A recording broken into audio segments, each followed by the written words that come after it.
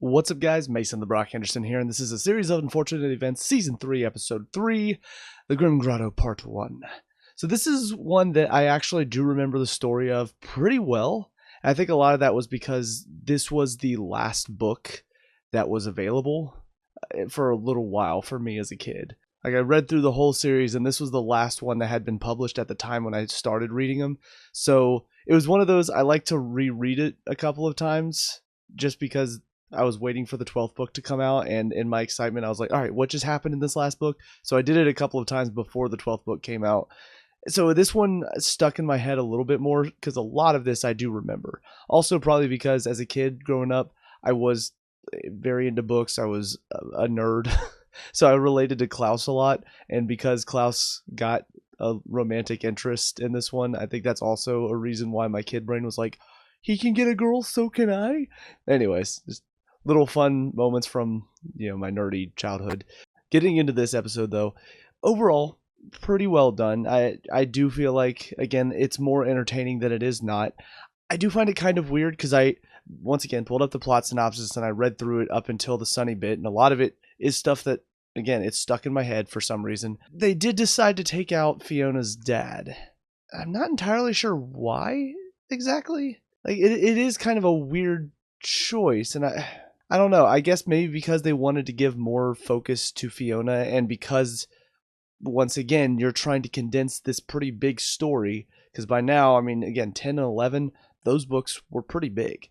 Trying to condense all of that down into 2 episodes, it's going to be tough. It's going to be difficult to do that. So I guess maybe the idea is just have him be out of the picture to sort of give her more time to get focus, so that way you're not having to focus on both of them and the relationship they have. I don't really remember much about Captain Wittershins. I remember more about Fiona, and I remember them going into the grotto, the mushroom, getting poisoned, all of that stuff. I remember a lot of that.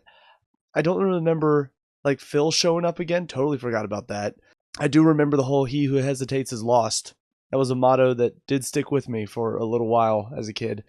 A lot of the details they did keep. The great unknown is not something that I remembered, but that is something from the books too. The fact that Count Olaf's sub was shaped like an octopus, don't remember that, but that is also from the books. It really is funny how a lot of these details were in the books, and for some reason, a lot of the more out there concepts, they didn't stick with me, and I'm sitting there going, okay, that seems really ridiculous. Like a submarine shaped like an octopus, come on. Oh, that was from the books too. Interesting. But as far as the comedy in this episode, it made me laugh quite a few times. Ultimately, any comedy involving Lemony Snicket typically gets a laugh out of me. I think my favorite line from this episode was the one where he's talking about the story of the Baudelaires and how he wished he could be writing something more dry, like about ocean currents. That's hilarious. That is great comedy, and it's delivered perfectly as well because it's Patrick Warburton. Also, I think the comedy surrounding the kids and Phil in this one, also pretty funny. I thought Phil was a good comedic side character to have in this. Some of his little throwaway lines, because he is such an optimist, I found myself laughing. Like the whole story about him losing his leg. I'm so sorry about that accident at the sawmill. Oh, no, I didn't lose this at the sawmill. I actually got attacked by a shark. Isn't it just so cool to see one of those creatures up close?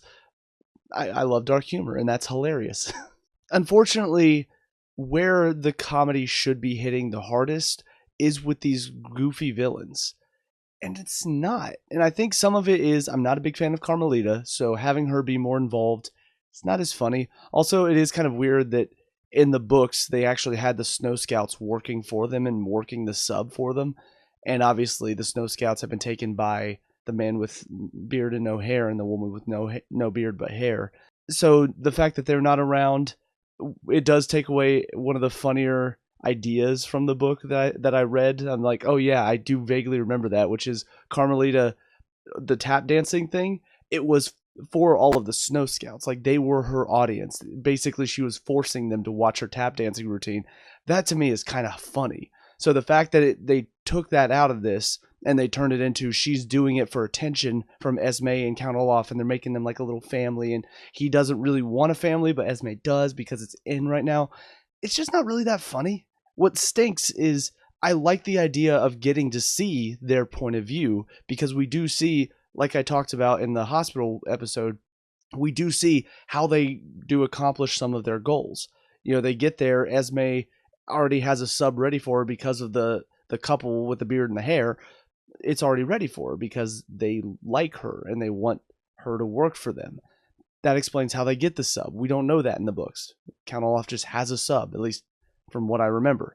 Same thing with the hospital. How did Count Olaf take over the hospital? Well, we get to see that in this show. So getting to see them, I think, is a good idea. It's just unfortunate because it feels like the comedy so far this season, at least, has not really been working for me. I feel like they've just not quite hit their marks, and it's kind of sad. Like I like the idea, I like what they're going for, but I just don't think the writing has been strong enough for them this season, and I feel like it's brought those scenes down for me now because I'm not finding myself really enjoying it. And now with Carmelita thrown in there, it's even less enjoyable because I already don't like her character. So having her be a part of the comedy, it's not really hitting for me. I'm not finding myself laughing at their scenes. That being said, I do think whenever they start interacting with the kids and with Phil, the comedy is there for those scenes. It's really just whenever they're by themselves and talking amongst themselves. That's when I find like the comedy isn't working. So maybe it's just because on their own, without the kids around and without that sort of, again, you're bouncing off of goofy villains and sort of dry, humorless kids in a way. It kind of works in that sense. Like the whole, Captain Widdershins, he went searching for a manatee and never came back. That tracks. Like that was funny. I laughed at that because you've got that the counterbalance, I think, there that works on both sides, and it does make me laugh because of it. It's almost like the goofy guy and the straight man in a comedy duo. That typically will work. So maybe they need to focus on them bouncing off of each other instead of just the villains doing their own thing and trying to be goofy and funny, and then the kids basically being humorless expository machines, because those scenes are still kind of not as interesting. Like they're trying to show that connection between Fiona and Klaus.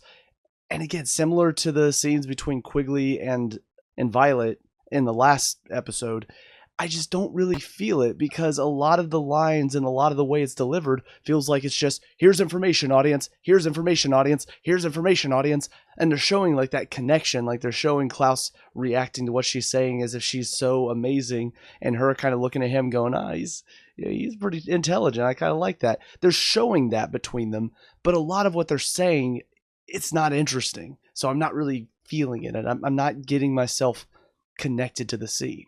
It's a bit of a nitpick. It's not something that is destroying the series for me, but I do feel like those scenes, whenever they are on, I'm kind of just sitting there wanting to fast forward. Like, can we please get to something funny? Can we please get to something more interesting? Because this is just not. Then, of course, as far as the story is concerned, obviously, I figured they were probably going to end it here because seeing that Sunny has been poisoned by the mushrooms is a good cliffhanger for the next episode.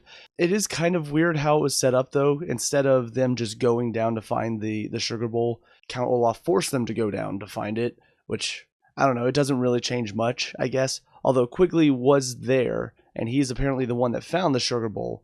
I think that is what happened in the books, but we don't see him. I don't really remember exactly how it works, and maybe I'll read the rest of the plot synopsis once I get to the end of the next episode. But I don't feel like he was involved in this book at all. He was, I think, off doing his own thing, and we see more of him in the next book. But outside of that, we also see a little bit more of Kit Snicket working with Mr. Poe so she can use his telegram, which they did kind of modernize the show a little bit. So to have a telegram still, yes, they call it I don't remember what the VFD and it stands for now, but I guess technically you could say, well, it's the secret organization using this telegram, but I don't know. It feels weird that we have modernized this show in some ways and we're still keeping it dated in other ways, more so based on what we've seen from the books.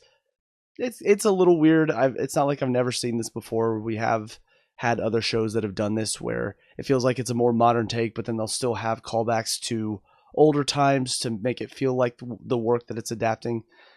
I don't know. It's not really for me, but I feel like that's more of a personal thing. I don't think that's something that really takes the show down too much, to be honest. But the interactions between Kit and Mr. Poe, pretty funny. I don't really mind Mr. Poe in this instance because it's not like he's involved with the Baudelaire stories where he wasn't in the books, but we are getting to see kind of what Kit Snicket is doing in the background that is working for VFD and trying to get information. We see her talking to Fiona as well. So I kind of like that, and I like their dynamic. It's kind of funny how it's almost like she is sort of taken Olivia's place in a way, because I'm pretty sure Olivia was working for Mr. Poe. I don't remember. But it is kind of funny to me that she's almost doing the same thing that Olivia was doing before, or whoever. Maybe it was Jacqueline. I don't know. Honestly, it's been so long since I watched the second season. Maybe I've just forgotten stuff. But I do remember his secretary was working for VFD, and she was actually a secret agent and all of this stuff, but she was still putting on a front.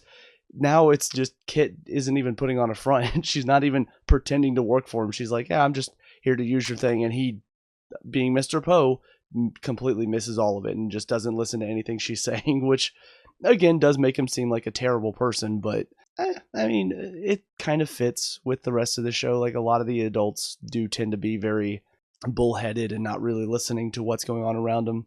But yeah, all in all, pretty good episode. Had some good laughs. Excited to see what happens next. So on to the next episode. I'll see you there. And now episode 4, The Grim Grotto Part 2. So apparently I just needed to wait a little bit because they did indeed show the Snow Scouts on the sub and Carmelita torturing them with her dancing, which kind of hilarious. I'm glad they kept it because that is a funny concept of her just, I need an audience, so I'm going to perform for all of you, thinking that it's so amazing. And of course all the kids are like, please make it stop. Just make it stop. It's really funny. Carmelita herself is still not that funny, unfortunately. It just not working for me as a character. And I don't know if it's just funnier to read about a character like that, but to actually see a character like that can be annoying, or if there's just something about the performance, it's just not really connecting with me. But yeah, I'm just not a fan of Carmelita, unfortunately. Yes, they did stick a lot to the books. There's a lot of details. I mean, I'm looking over just the plot synopsis of the book, so obviously it's going to skip a lot of the details. So I don't know for sure if Fiona does give the mushrooms to Count Olaf. I do know that she goes with him to basically save the Baudelaire. She pretends to join him. So that all stayed the same. I also don't know what happened to the stepdad, to Captain Wittershins. It did say, I mean, I read in the plot synopsis, and I do vaguely remember him being in the books. I just don't remember, like, it didn't really talk about what happened to him in the books. It's a little odd, but was interesting to see a bit more about Fernald and see a little bit of his backstory, because we do see he apparently worked at this laboratory that burned down, Ant Whistle Aquatics, and he is the one that did it, but it was for a good reason. I'm pretty sure that's a change, because I don't remember that being in the book at all. Even just hearing Ant Whistle Aquatics doesn't sound familiar, but it's kind of interesting because he's seeming to imply that this was something VFD was doing. And is that before the schism? Is that maybe during the schism, those people that were looking to try to destroy VFD's enemies, maybe they joined the bad side? Or it could be showing, like, kind of like he said, people are not as simple as just good and bad. They're a little bit of everything. And so, yes, technically these people were on the good side of the schism, but they were not good. They still had bad intentions. They tried to grow these mushrooms so they could destroy the bad side of the schism, type of thing. I don't know if we'll find any of that out. I'm sure we will, because it seems like the show is more intent on trying to give more answers to the mysteries. And I'm not against that. I think they're doing a pretty good job of it. Still feels a little weird to have the Baudelaire so involved in it, because it does, from what little bit I remember, and again, I was younger, so maybe I've forgotten some of this, but I don't remember them being super involved in the mystery of it. They were trying to figure out stuff about VFD, but it didn't really feel like that was their main intention. It felt more like they were seeking answers about the parents' deaths for sure, which does involve VFD, but a lot of it, again, was just about them trying to survive Count Olaf. Again, it's something that I wish I remembered the books a bit more, because watching some of this, I feel like if I had read the books more recently, or if I remembered more from my childhood, I feel like there would be a lot of moments where I'd be like, oh, okay, I see what they're doing there, and I like it. Like the fact that Kit Snicket shows up at the end, and she's the one driving them to the hotel, and Mr. Poe shows up on the beach, and there's kind of that crossroads choice of, here he is again on Briny Beach with them. giving them a chance to go back and start over, or you can now take a new path and go with Kit and then maybe get some answers about what happened with your parents. That's something that happens in the books. That is how the 11th book ends, with them driving in the taxi with Kit. So clearly there are things, introducing her earlier on, getting her to meet with Mr. Poe. A lot of that is build up for what is going to happen later, and it's stuff that unfortunately I'm just not remembering. With the Hook-Handed Man, I did remember that he was Fiona's brother, so showing him having a bit of a lighter side, showing him saving Sonny, all of that, I knew that that was kind of showing that he was not all bad, because whenever you find out he's Fiona's brother, there is kind of like he's been nothing but a villain up until now, and now all of a sudden we're just supposed to feel like, oh no, he's actually a good guy. So I could see giving him these more good person moments, giving him these moments where he is trying to help and he is showing he's not fully evil. It does set up for that reveal pretty well. And I don't really remember any of that set up from the books. It was kind of an out of nowhere, holy crap, he's actually the brother of this girl? Like, that's crazy. I do wish that I remembered more. I do wish that I had more knowledge of what is ahead, because I do feel like this show is made with, you can watch it on its own and it'll be fine, and you'll probably have a good time, especially if you like dark humor and you like kind of dry humor as well, and maybe a bit of goofiness, because it's not really my thing, but that's one part of it, that if you enjoy goofy, silly stuff, you'll have fun with that as well. But I also think that it's made with the intention that if you've read the books, it builds upon that world and it shows how things get to where they are in the books that we don't see in the books. It shows a lot of the world outside, where the books are focused mostly just on the Baudelaires and what their predicament is. And I like that. I like that idea. And it's something that I do wish more adaptations would do. Like, I think the Hunger Games did that pretty well, where we saw kind of what was going on outside of what Katniss was going through, at least in the first movie. Second and third ones, that's a different story. But I like the idea that we got to see some of what was going on outside of the Hunger Games, what Haymitch was doing to try to help her and all of that. I liked that. It was a clever setup, and it's a good way to adapt something, because in the books, if you only see it from one person's point of view, it can be very limited, but that it works for that medium, because you're experiencing the world through the eyes of the main character or characters. So when you go to a show, when you go to a movie, it's nice to kind of build upon that world and show what's happening elsewhere, because then you're getting a bit more context. Since you're not getting as much context from their point of view, because you're not going to hear all of their thoughts like you probably would in the books, it's nice to have context from a different point of view. And it gives you something a little different. And I think that's something that a lot of adaptations don't realize, is that we want to see adaptations, but we don't want to see the exact same thing. We don't want to read the books, get this story, watch the show, get the exact same story. Give us something different. Give us something that adds to it. And this show, I feel like, is doing that pretty well. Yeah, very solid episode.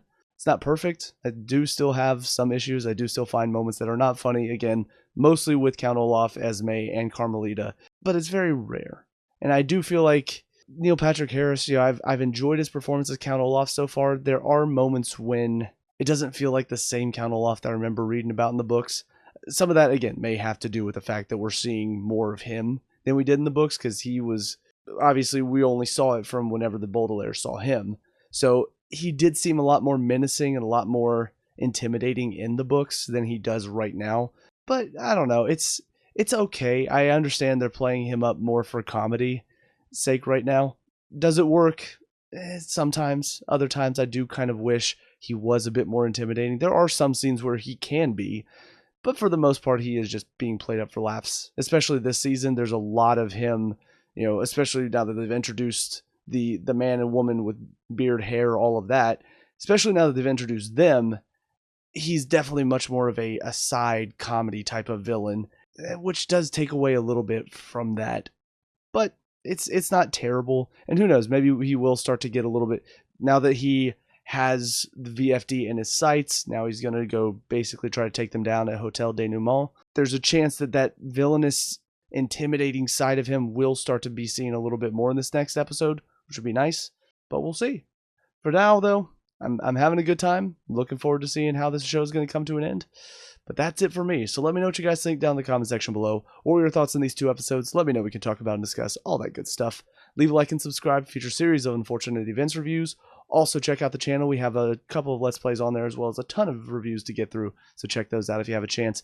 But until next time, I hope you guys have a great day. And I'll talk to you all later. Peace out.